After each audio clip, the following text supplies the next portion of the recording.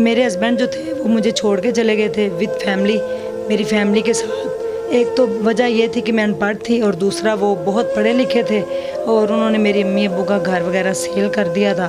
तो सेल करके वो हमें छोड़ के चले गए थे, बल्कि एक पार्क के अंदर छोड़ के गए थे। वहाँ पे हमने 2 दिन गुजारे थे और उसके बाद फिर मैंने सबको ही बताया कि जाने के बाद मैं इतना पढ़ी लिखी नहीं थी, मुझे जॉब कहीं मिलती नहीं थी, तो मैं कहाँ पर जॉब करती। बच्चा भी मेरी गोद में था और मेरी फैमिली भी मेरे साथ जो है वो तबाह बर्बाद हो गई थी।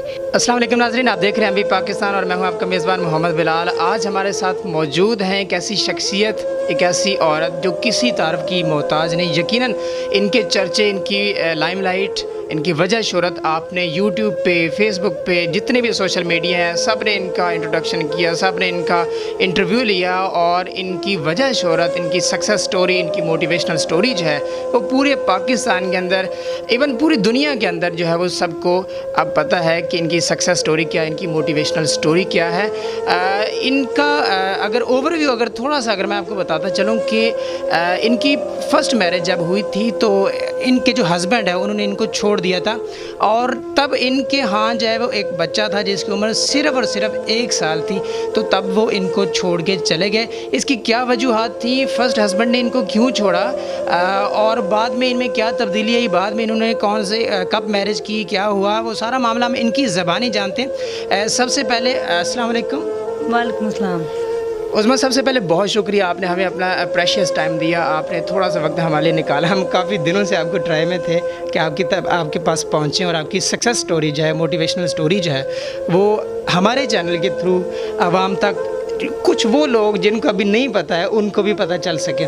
तो thank you so much once again, आपने टाइम निकाला। सबसे पहले तो आप ये बताएँ कि आप उज़्मा आपका नाम है और अब आप स्ट्रॉन्ग उज़्मा है, ये क्या चक्कर है, ये क्या मामला है? तो स्ट्रॉन्ग उज़्मा मेरा नाम जो है मैंने मेरे ख्याल में आई थिंक सबको ही बता दिया कि मेरे बेटे ने रखा है। उसको पता है कि मेरी जो मामा है और उसको लगता भी है कि मेरी मामा स्ट्रॉन्ग है, ठीक है। क्योंकि जो हार्डशिप्स जो मैंने अपनी लाइफ में क्राइसिस देखे हैं तो उसको देखते हुए मेरे बेटे ने मेरा नाम रखा है स्ट्रॉन्ग उज़्मा, कि मामा को स्ट्रॉन्ग का नाम दी। अब आप ये बताएं कि ये मामला क्या था, जो मैंने थोड़ा सा ऑडियंस को बताया भी है कि जो माजरा हुआ आपके साथ और आप अब एक स्ट्रॉन्ग उज़्मा बन चुकी हैं। उज़्मा से अब आपको लक़ब मिल चुका है स्ट्रॉन्ग उज़्मा का, आपका बड़े फॉलोअर्स हैं, आपके बड़े सब्सक्राइबर्स हैं और आपके पास टाइम नहीं होता इवन अब उनको टाइम देने के लिए। तो अब एक नीचे से अब ऊपर अब माशाल्लाह बैठे हुए हैं, तो यहाँ तक का सफ़र क्या है, ये कैसे स्टार्ट हुआ, क्या वजह थी? मैं अभी भी नीचे हूँ, मैं ऊपर नहीं हूँ। अगर कोई किसी को लगता है कि मेरे बहुत ज़्यादा सब्सक्राइबर हैं और मैं बड़ा मुझे बूस्ट मिला, तो ऐसा कुछ नहीं। मैं जहाँ पे थी वहीं पे आज भी हूँ, ठीक है। फ्रेंड जो थे वो मुझे छोड़ के चले गए थे विद फैमिली, मेरी फैमिली के साथ। एक तो वजह ये थी कि मैं अनपढ़ थी और दूसरा वो बहुत पढ़े लिखे थे और उन्होंने मेरी अम्मी अब्बू का घर वगैरह सेल कर दिया था। तो सेल करके वो हमें छोड़ के चले गए थे, बल्कि एक पार्क के अंदर छोड़ के गए थे। वहाँ पे हमने 2 दिन गुजारे थे और उसके बाद फिर मैंने सबको ही बताया कि जाने के बाद मैं इतना पढ़ी लिखी नहीं थी, मुझे जॉब कहीं मिलती नहीं थी, तो मैं कहाँ पे जॉब करती। बच्चा भी मेरी गोद में था और मेरी फैमिली भी मेरे साथ जो है वो तबाह बर्बाद हो गई थी। तो फिर मेरी जो शादी के बाद जो मेरी पहली जॉब थी वो एक स्वीपर की जॉब थी। मैंने एक स्कूल के अंदर सफाई का काम किया तो थोड़े दिन था, लेकिन किया था एज ए स्वीपर। और उसके बाद मैं एक मेडिकल स्टोर पे भी सफाई करती थी। वहाँ पे एक डॉक्टर साहब थे, वो बहुत अच्छे थे, उनकी डेथ हो गई है। तो ये पौधा उन्होंने लगाया था। आज मैं आपके चैनल के थ्रू बता रही हूँ कि डॉक्टर साहब ने पौधा अपने हाथ से ही लगाया था। मैं उस टाइम टीन एज में थी जब मेरी शादी हुई। फिर उसके बाद यानी कि 22 साल की एज में वो मुझे छोड़ के भी चले गए 2 सालों बाद। तो मैं क्या कहते हैं, डॉक्टर साहब को सारा ये क्रेडिट जाता है। मैं वहाँ पे भी आई तो उन्होंने मुझे सफाई की जॉब दी। जो ओनर थे ये वहाँ पे फ्री ऑफ कॉस्ट अपनी सर्विसेज दे रहे थे लोगों को, पेशेंट्स को फ्री चेक करते थे। तो उन्होंने फिर मुझे कहा कि वहाँ पे जब बच्चे पढ़ के आए सब मैट्रिक करके कि आप भी मैट्रिक कर लें। तो काफ़ी लोगों ने कहा कि मैट्रिक करें, क्योंकि मैट्रिक करने से ये होगा कि हम आपको ना कहीं जॉब लगवा देंगे। के बाद फिर मैंने इंटर किया, फिर मैंने बीकॉम किया और मैट्रिक, इंटर और बीकॉम पार्ट 1 ये तीनों मैंने एक पार्क के अंदर बैठ के किए हैं। अपने बच्चे को साथ लेके, क्योंकि मेरे पास फ़ीस नहीं होती थी एकेडमीज़ की, और एकेडमीज़ वाले मुझे एडमिशन भी नहीं देते थे, इसलिए वो कहते थे कि अगर आप फेल हो जाएंगी तो हमारी रेपो ख़राब हो जाएगी। हमारा ये रेपुटेशन का मसला आपको पता, वो जो बच्चे मार्क्स लेते हैं उनके तो बाहर वो लगा देते हैं बोर्ड, तो अगर कोई वैसे जाए तो उसको चांस नहीं देते, और मेरे ख्याल में सबको चांस देना चाहिए। हो सकता है किसी की ज़िंदगी उनके एक चांस देने से जो है वो चेंज हो जाए। अब उस्मा ये बताइएगा, एक औरत के लिए तालीम कितनी ज़रूरी है, स्पेशली आज के दौर में।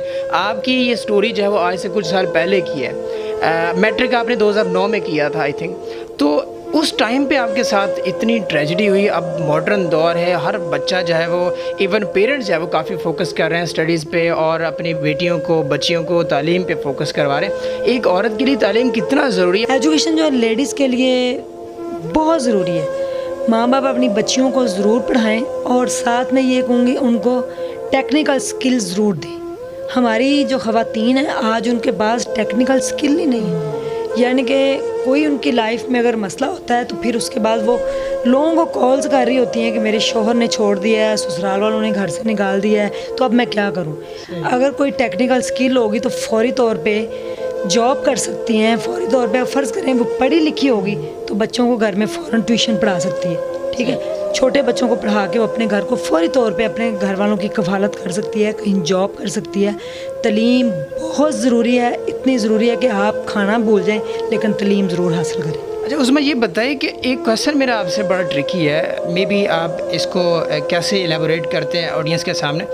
आपके जो हस्बैंड ने छोड़ा था वो जस्ट एजुकेशन का एक बहाना था, लेम एक्सक्यूज़ था, या जेन्युइनली वाकई में वो इतने पढ़े लिखे थे? आपकी उस टाइम पे कितनी तालीम थी और उनकी कितनी तालीम थी, और उनके छोड़ने की एक्चुअल में, अब ज़ाहिर है उनके पास आपने टाइम स्पेंड किया, आपको पता है कि एक्चुअल में रीज़न क्या थी, तालीम की वजह थी या कोई कुछ और ही था दरमियान में, या उनकी लाइफ में कोई और इधर उधर कोई ज़िंदगी में कोई और पार्टनर बनना चाह रही थी? इस बात का मुझे नहीं पता, लेकिन वजह यही थी, वो जब भी बोलता था मुझे जाहिल कहता था कि आप जाहिल हैं, मैं कहाँ फंस गया, आपको तो उर्दू भी नहीं बोलना आता, ये वो फला। और मैं खामोशी से उसकी बातें सुन लेती थी। वो मेरे से एज में भी बड़े थे तो मैं कुछ नहीं कहती थी उनको, लेकिन असल में वजह यही थी, एक तो वो पढ़े लिखे बहुत थे, और ऐसे पढ़े लिखे होने का क्या फ़ायदा। मैंने उनसे कहा था मैं पढ़ना चाहती हूँ, आप मुझे पढ़ाएं, मैं मैट्रिक करना चाहती हूँ, लेकिन उन्होंने इस बात को तो देखा नहीं, तवज्जो नहीं दी। और दूसरी वजह यह थी कि मेरे अम्मी अबू बड़े मासूम थे, बड़े अनपढ़ से लोग थे, सिंपल थे, सारी फैमिली ही सिंपल थी। तो वो पीछे से बैकग्राउंड से चीटर था, लोगों से पहले ही चीट कर रहा था, तो उनको ये मौका मिला कि एक तो अनपढ़ होने की वजह से, और दूसरा उन्होंने फिर मेरी वालिदैन का जो घर सेल किया, लोगों से पैसा लिया, जेवर सेल किया करके, तो पैसा लेके सारा भाग गया।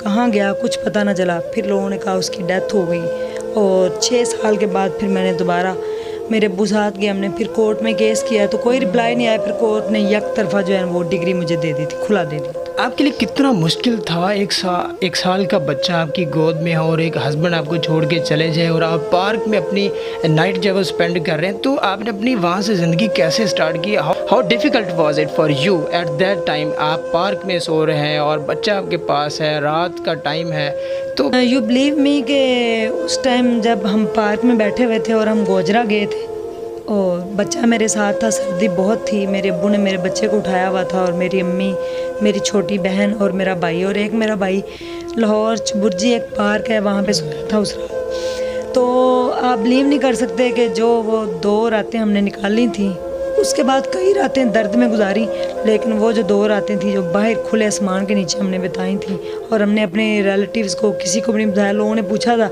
कि आपके रिलेटिव थे तो उनको क्यों नहीं बताया? तो बंदा क्या बताता है, रिलेटिव आपको पता, आपका तमाशा लगाते हैं। तो हमने किसी को भी नहीं बताया था, हमने वो 2 रातें काट ली थी।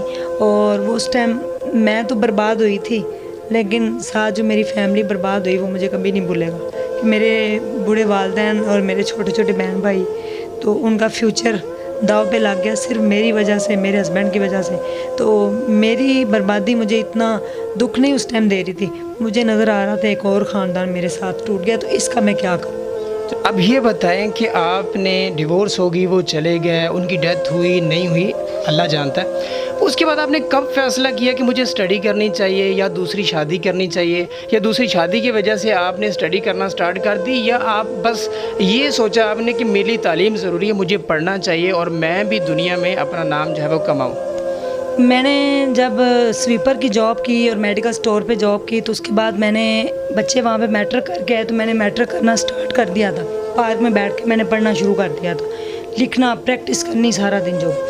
उसके बाद फिर मैंने इंटर किया, फिर मैंने एक सोच लिया था कि अब ज़िंदगी में मैंने कभी शादी नहीं करनी, ठीक है। मैंने खुद सक्सेस होना है और इंशाल्लाह अपने बच्चे को एक अच्छा इंसान बनाना है, उसको सक्सेसफुल बनाना है और इस सोसाइटी को एक मैसेज देना है कि जो है ना औरत वो कमज़ोर नहीं है, वो चाहे तो सरहद पार कर जाए, ठीक है। इतना वो मजबूत होती है, अगर वो एक मर्द को पैदा कर सकती है तो सोचें औरत कितना मजबूत होगी। औरत नाजुक नहीं है, लेकिन सोसाइटी हमारे रिलेटिव ये हमें जीने नहीं देते। दोबारा मेरी शादी हुई बीकॉम पार्ट 2 में, मैं बीकॉम पार्ट 2 में थी, मेरा दोबारा निकाह हुआ। तो मैं बीकॉम पार्ट 2 के बाद फिर मैंने, अल्लाह ने मुझे एक बेटी दी मेरे सेकंड हस्बैंड में से। फर्स्ट में से डिवोर्स हो गई थी मुझे, उनकी डेथ हो गई बाद में पता चला। तो उसके बाद फिर मैंने अपने हस्बैंड से कहा कि मैंने बीकॉम किया हुआ है, देखिए अब तो मैं आगे पढ़ना चाहती हूँ। तो उन्होंने मुझे बड़ा सपोर्ट किया, फिर मैंने MBA किया। कौन कौन से सब्जेक्ट्स आपको ज़्यादा फेवरेट थे? आपने, मैं समझ सकता हूँ, I can understand because I am teacher as well. तो how difficult it for you, especially आपके पास मेंटर नहीं है, टीचर नहीं है, तो उसके पास आपकी फाइनेंशियली प्रॉब्लम्स हैं, आपने उस सिचुएशन को कैसे टैकल किया, किस तरीके से आपने उसको मैनेज किया? खुद पढ़ा या कोई मेंटर रखा हुआ था बहुत कम फीस पे या नहीं, मेरे पास कोई फ़ीस नहीं थी, ना ही मुझे किसी ने पढ़ाया। मैंने मैट्रिक जो था वो तो आपको पता है, मैंने बताया था मुझे मैथ नहीं आता था बिल्कुल भी, और मैथ मैंने ज़ुबानी, मैथ मुझे भी नहीं आता जी, मैथ मैंने सारा ज़ुबानी याद कर लिया था। तो ज़ुबानी याद करके फिर मैंने उसके एग्ज़ाम दे दिया, हो गया। उसके बाद इंग्लिश मुझे मेडिकल स्टोर पे मेडिसिन के नाम पढ़ के आ गई, और उर्दू मुझे ऐसे लिख के बोल के लोगों से सीखनी।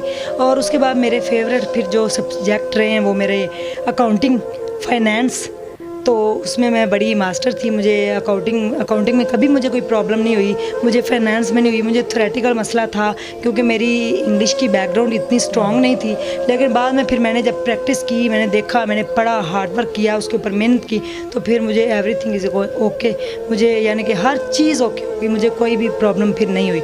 तो सब्जेक्ट जो मेरे फेवरेट थे वो मेरे अकाउंटिंग एंड फाइनेंस ही रहे, और उसमें हमेशा मेरा A ग्रेड आया है। कि अब इनके पास आपके लिए एक जो है वो खुशखबरी है, गुड न्यूज़ है, क्योंकि इन्होंने इतनी हार्डशिप्स, इतनी डिफ़िकल्टीज़ देखी और अब यहाँ पे माशाल्लाह ये एक बहुत बड़ी एक मोटिवेशनल स्टोरी लेके बैठे हैं। हम इनके पास हैं, इनके बड़े फॉलोअर्स हैं, इनके पास लोग आते हैं इंटरव्यूज़ करने के लिए। तो अब इन्होंने, जो गरीब ख़वातीन हैं, जो बच्चियाँ हैं, जो कुछ सीखना चाहती हैं, चूँकि इस किस्म की सिचुएशन से खुद गुजरी, तो अब वो गुड न्यूज़ अपने ऑडियंस को, अपने सब्सक्राइबर्स को खुद बता दें कि वो गुड न्यूज़ क्या है। आप औरतों के लिए क्या कर रही हैं? सर, मैंने औरतों के लिए यही देखा है कि उनको चाहिए कि वो टेक्निकल स्किल ज़रूर सीखें। अब देखें, हर कोई उज़्मा नहीं बन सकता, ठीक है। जितना कुछ मैंने फेस किया है, भूखे पेट बंदे को कोई सोच भी नहीं आती, लेकिन मैंने भूखे पेट ही पढ़ा है, ठीक है। कई दिन, पता नहीं क्या मैंने मुसीबतें देखी हैं, सारी मैं बता भी नहीं सकती। मेरे लिए बताना ये मेरे लिए ज़रूरी भी नहीं है, और मुझसे बताया भी नहीं जाएगा। तो अब जो औरतें पढ़ी लिखी नहीं हैं, उनको पढ़ने में एक टाइम लगेगा, तो उनके लिए गुड न्यूज़ ये है कि हमने एक सिलाई स्कूल बनाया है।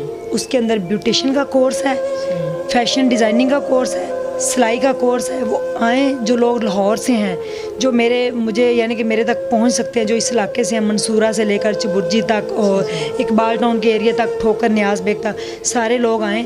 और मेरा नंबर जो आप डिस्क्रिप्शन के अंदर डाल दीजिएगा, वो आके वहाँ पे फ्री ऑफ कॉस्ट सिलाई सीखें, ब्यूटिशियन का सीखें, फैशन डिज़ाइनिंग का सीखें, और जाके अपने घर में बैठ के बाइज़्ज़त से, इज़्ज़तगार एक रोज़गार बाइज़्ज़त बने और अपने घर में रहकर बाइज़्ज़त रोज़गार कमा सकती हैं यहाँ से फ्री ऑफ कॉस्ट कोर्स सीख के।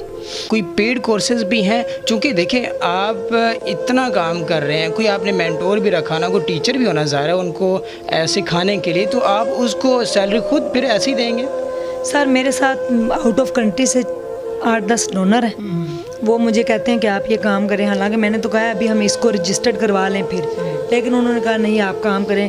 तो टीचर को हम सैलरी भी देते हैं और ये फ्री ऑफ कॉस्ट है। हाँ, अपनी खुशी से अगर कोई देना चाहे फ़ीस तो सिर्फ 300 है फ़ीस। नाज़रीन, आपने इनकी सक्सेस स्टोरी सुनी। यकीनन स्ट्रॉन्ग उज़्मा अब जो है वो उज़्मा से अब स्ट्रॉन्ग उज़्मा है और इनको हर बंदा जानता है, हर औरत जानती है, बच्चे बूढ़े, सब्सक्राइबर फॉलोवर माशाल्लाह बहुत फेमस है। तो इनकी स्टोरी से हमें एक लेसन मिलता है कि आपको अपनी ज़िंदगी में अगर आपको कठिन मुश्किलात का सामना करना पड़ता है, आप अपनी ज़िंदगी में कहीं गिर जाते हैं तो आपको उठना है, कैसे उठना है, इनका जो लेसन है इन्होंने आपको दिया। कैसे इनकी ज़िंदगी में जो है वो एक पहले हस्बैंड है उन्होंने छोड़ा और फिर एक आई थिंक खातून होने की ऐसे ऐसे बहुत मुश्किल होता है। फिर उन्होंने तालीम हासिल की, जब ये इतनी मुश्किलात की ज़िंदगी गुजारी थी उसके बाद इन्होंने एमफिल तक तालीम हासिल की और अब ये हमारे लिए एक मशले राह है। और इनको सुनते हुए, इनको फॉलो करते हुए यकीनन जो है वो मेरे पास अल्फाज नहीं हैं कि कैसे आप अपनी ज़िंदगी को संवार सकते हैं और अपनी ज़िंदगी में अपना नाम कमा सकते हैं, ना इवन पाकिस्तान में बल्कि पूरी दुनिया के अंदर जो है वो आप अपने आप को बनवा सकते हैं। Thank you so much. अभी मोहम्मद बिलाल पाकिस्तान से, इनको सब्सक्राइब करें। और यंग है, मैं यंगेस्ट के बिल्कुल उनके साथ हूँ, क्योंकि जो यंग जनरेशन है अगर ये इतनी अच्छी आ रही है, एजुकेट है और इस तरह फिर पार्ट टाइम में भी अपनी एक जॉब कर रही है तो अपनी फैमिली को सपोर्ट करने के लिए निकले हैं, तो ज़रूर इनके चैनल को सब्सक्राइब करें। और ये टीचर भी हैं, आपको इंशाल्लाह जो मुअल्लम होता है वो अच्छी ही आपको राह दिखाता है। और वो ये जो है ना, ये देखें जो अभी इस टाइम ये टीचर हैं ये शेवा पैगम्बरी है, ठीक है। तो जो यंगेस्ट होते हैं जब वो जवानी के अंदर जो अपना ये रोल प्ले करते हैं, एक अच्छा रास्ता अपनाते हैं, तो फिर अल्लाह ताला उनको ये रास्ते जो है वो बिल्कुल क्लियर कर देते हैं और अपनी मंजिल जो है उसका देखें कि आपकी मंजिल कहाँ है, आपने जाना कहाँ है। जब विजन क्लियर होगा तो फिर इंशाल्लाह रास्ते खुद ब खुद निकलेंगे। Thank you so much. Just go under this video and subscribe to my channel and press the bell icon. Until next time, मुझे और स्ट्रॉन्ग उज़्मा को दीजिए इजाज़त। अल्लाह हाफ़िज़।